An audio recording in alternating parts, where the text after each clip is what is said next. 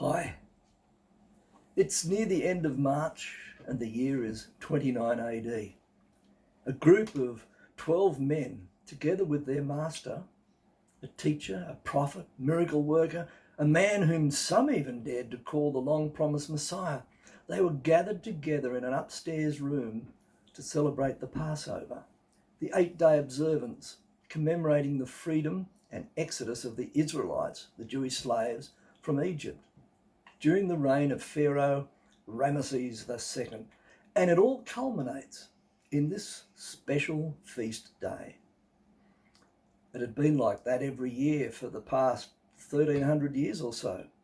One special week in March, April, each Jewish family would meet together and share a special meal, during which they would remind each other about the time that their ancestors had spent as slaves in Egypt.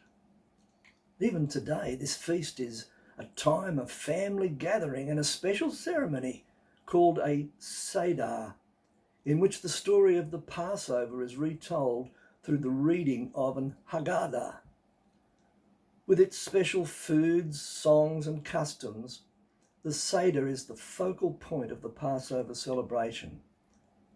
Passover begins on the 15th day of the Jewish month of Nisan, and as the Jewish day begins at sundown the night before, Passover 2020 will begin on the evening of Wednesday the 8th of April and end in the evening Thursday the 16th of April. Of all of the Jewish holidays, Pesach, Passover, is still the one most commonly observed, even by otherwise non-observant Jews. The name Pesach is a Hebrew word meaning to pass across or over, to exempt or to spare. It refers to the fact that God passed over the houses of the Jews when the angel of death was slaying the firstborn of Egypt. In English, the holiday is simply known as Passover. The time spent in Egypt was not easy for the Israelites. The Egyptians were cruel taskmasters, and the Israelites suffered so much under their harsh treatment. They had cried out to God for hundreds of years, and finally, God sent them a man who would lead them out of Egypt's slavery and into freedom. The man was Moses, an Israelite child raised in the household of Pharaoh as the king's own son. God called Moses to lead Israel to freedom, instructing them to go to Pharaoh and demand that he would let my people go. Moses did as was instructed, but Pharaoh refused to do as Moses demanded. So God began to punish Egypt with a series of plagues. After each one hit Egypt, Pharaoh was asked to release Israel, but each time he refused. Finally, it was time for the 7th plague. This one would cause the firstborn of every family to die. There was no escape from this plague, except for those who followed a pattern of sacrifice which God had revealed to Moses. Each family was to follow a special God-directed pattern and sacrifice a lamb and place the blood of the sacrificed lamb in the seph, a rut cut into the threshold, and paint that same blood on the doorposts of their home. God promised that when he saw the blood, he would pass over their threshold, thus entering into their home and into covenant with those inside. And when the angel of death came through Egypt on the night of the plague, the Lord promised that he would not allow him to enter that house, and thus no one in the house would die. They would escape the plague.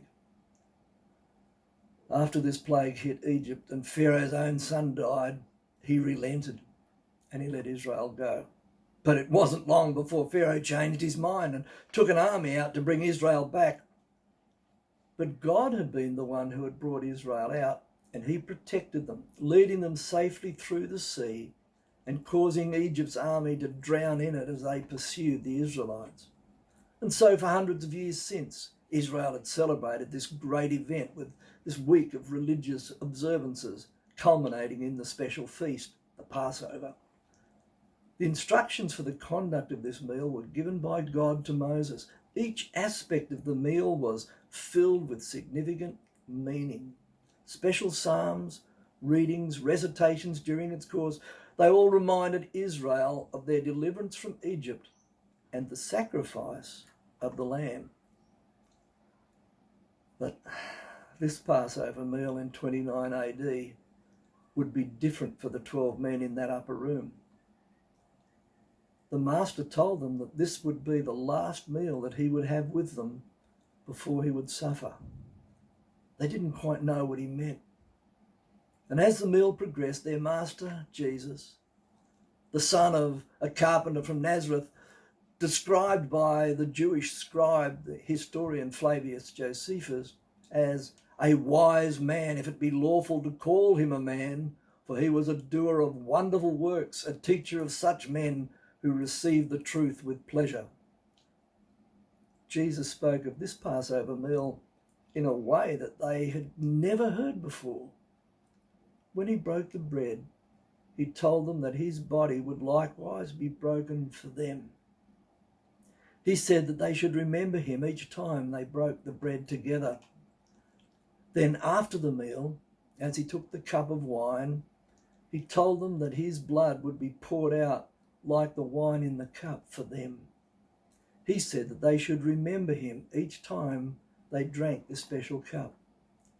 He showed them how that, in fact, he was the real theme of the whole meal.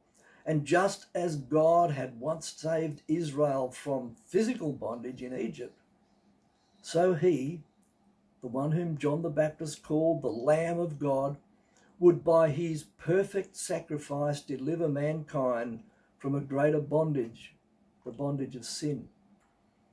He would become their eternal Passover lamb, and his blood would secure eternal liberation from the hold of sin and lead them into a new place where they would know true liberty throughout the years of time and on into eternity. This would indeed be no ordinary Passover supper. This was the Lord's Supper. On the Christian liturgical calendar, the day before Good Friday is known as Maundy Thursday. Traditionally, this is the day that celebrates the last meal that Jesus had with his disciples.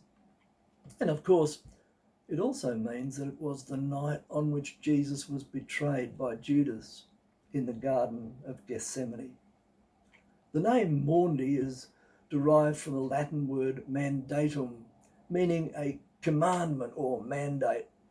Primarily, this is a reference to what Jesus says to his disciples during the Last Supper. A new mandate, a new commandment I give you, that you love one another even as I have loved you, that you also love one another. So it is about the night that Christ told his disciples exactly what he expected of them. But I believe that it's also about the mandate that stood before Jesus on this night. He came for a purpose. He had a mandate. And this night was the beginning of the climax of that mission, that mandate. Either very late on Maundy Thursday or in the early hours of Friday, after the Last Supper, Jesus went to the Garden of Gethsemane to meditate. When he was there, one of his own disciples betrayed him by leading the soldiers to him and portraying him as a threat to both the Jewish and Roman authorities. He was arrested and immediately taken before the Sanhedrin, the Jewish Supreme Court, where he was found guilty. From there he was taken to stand before Pilate, the Roman governor of Judea, the southern division of Palestine. And thereafter he was taken to face Herod, the Roman king of Judea, and then back to Pilate again. He was condemned to death. A death sentence would normally be the end of anyone's story.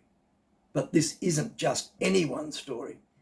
This is a story that turns everything on its head, because it's the beginning of a story about what happens when the world does its worst through violence and hatred and fear, and yet love wins out anyway.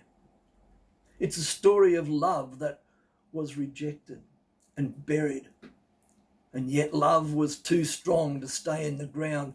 It's the story of a love that could never be defeated, love that has continued through the ages and remained so strong that it reached us and set us free. God bless you as you contemplate this amazing Easter season.